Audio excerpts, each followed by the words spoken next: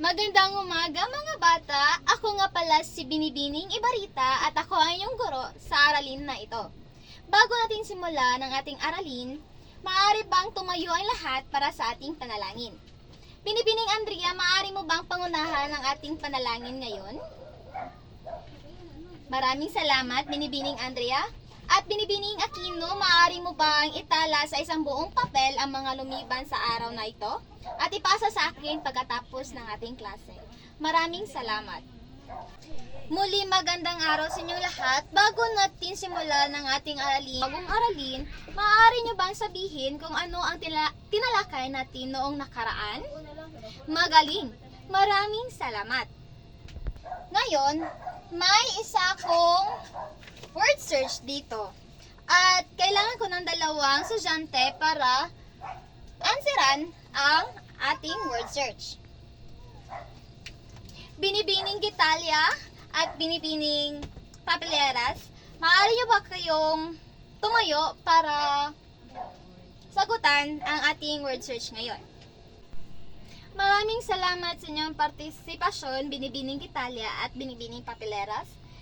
Sa inyong nakikita ngayon, meron na ba kayong ideya kung ano ang ating aralin ngayong araw? Tama! Ngunit bago natin talakayin ang aralin natin ngayon, may ipapakita muna ako sa inyong mga salita na hindi gaanong pamilyar sa inyo. Ito ay ang pakibasa, salitang ugat, binibining Bargamento. Para sa'yo, ano ang salitang ugat? Magaling! Maraming salamat, Binibining Bargamento. Sa sinabi nga ni Binibining Bargamento ay ang salitang ugat ay ang pangunahing bahagi ng isang salita na may salitang kahulugan. Maraming salamat. At ngayon naman ay dumako tayo sa pangalawa nating salita. Ito ay ang pakibasa, panlapi. Binibining Caballes, ano para sa'yo ang panlapi? Magaling, Binibining Caballes. Gaya ng sinabi ni Binibining Caballes, ang panlapi ay isang bahagi ng salita na ikinakabit sa isang salitang ugat upang makabuo ng bagong salita. Kung kayo ay curious, bakit ano ang koneksyon nitong dalawang salita na aking pinakita ngayon? Malalaman nyo mamaya sa ating diskusyon.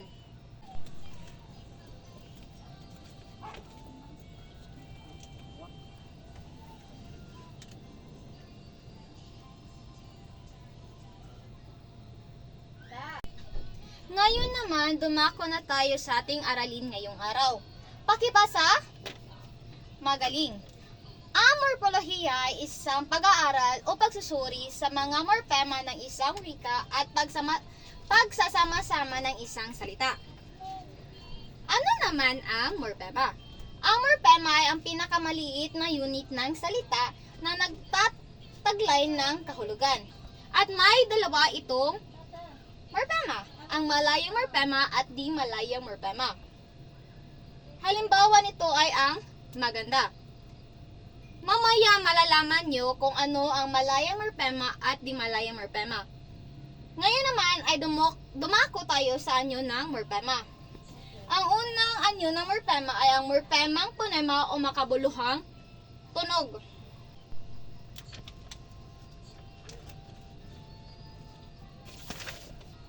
Pakibasa, binubuo lamang ng morpemang O at A na may kahulugang taglay na nagpapakita ng kasarian.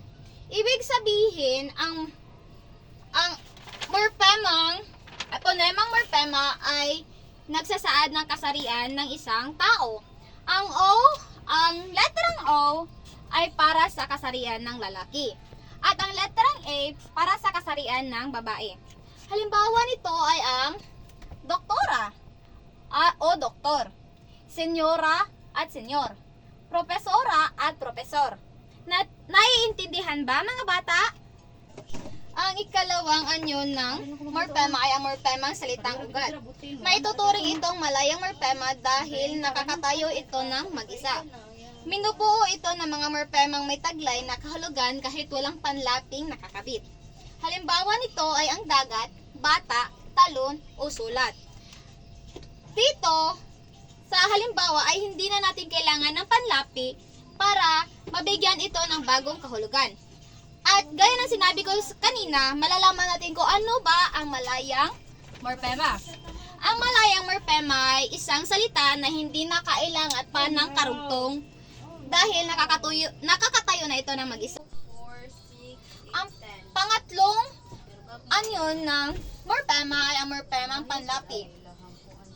Ikinakabit sa salitang ugat na may kahulugang taglay at matatawag ding di malayang morpema dahil hindi ito nakakatayo na mag-isa. Kung kanina sa morpemang salitang ugat ay isa itong malayang morpema, ang morpemang panlapi naman ay ito ay isang hindi malayang morpema. Ang mga panlaping idinudugtong sa salitang ugat ay maaaring makabuo ng salitang makangalan, makauri at makadiwa. Ang unang halimbawa rito ay ang salitang ugat na laro.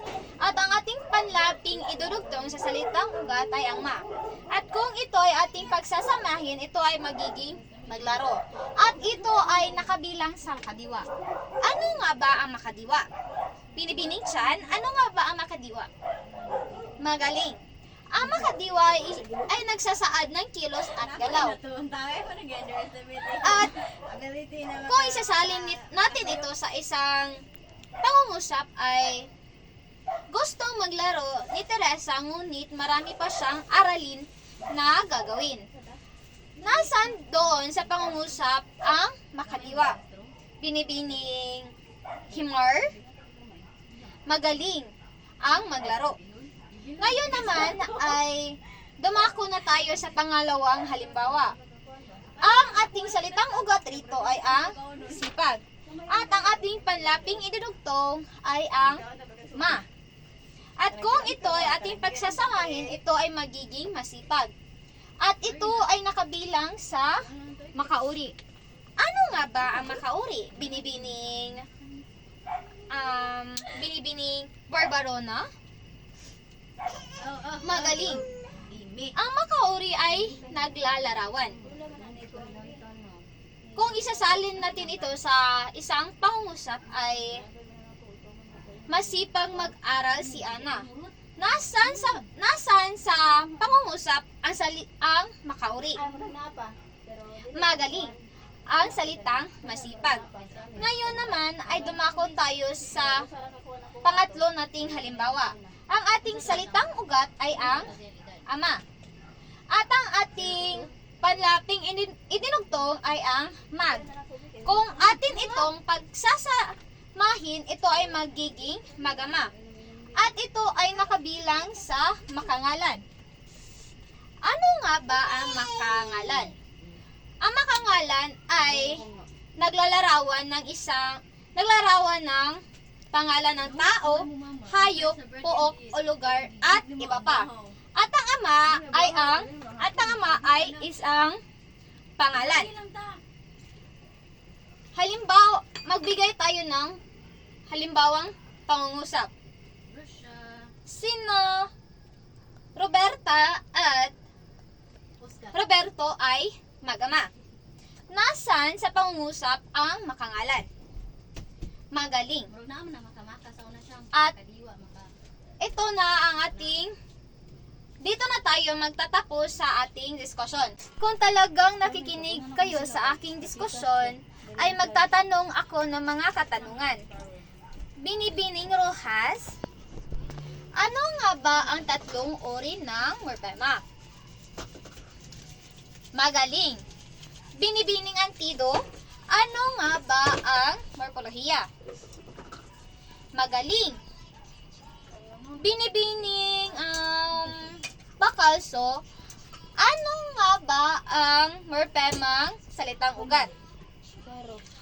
Tama.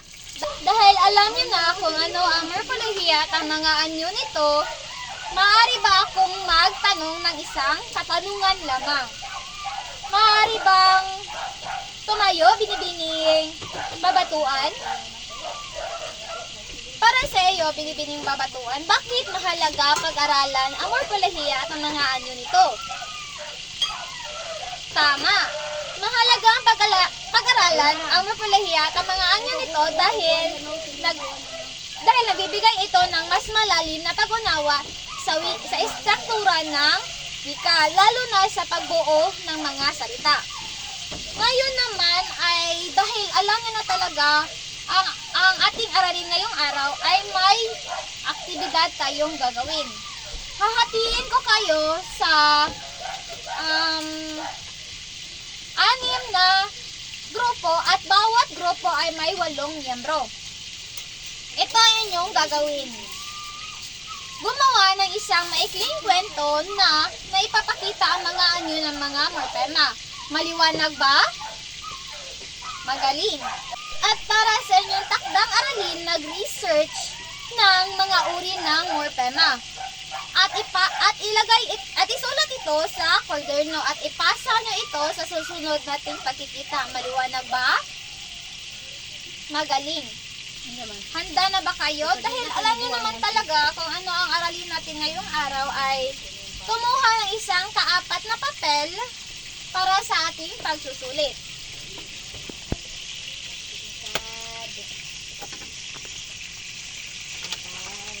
Handa na ba ang lahat? Para sa ating pagsusulit, tukuyin kung anong klaseng anyo ng morpema ang sumusunod. Isulat ang titik M kung ito ay morpemang ponema at titik MSU kung morpemang salitang ugat at titik MP kung morpemang panlapi. Maliwanag ba? Dahil handa na ang lahat, tayo ay magsisimula na sa ating pagtataya. Sa unang numero, matulungin. Tapos na ba? Pangalawa, takbo. Pangatlo, abogado. Pang-apat, magkapatid. Pang-5, hiram. Pang-6, kusinera. Pang-7, magluto. Pang-8, doktora. Pang-9, dalaw. At para sa huling numero, makinis. Tapos na ba ang lahat? Kung gayon ay pakipasa na ang papel sa harapan. Hanggang sa muli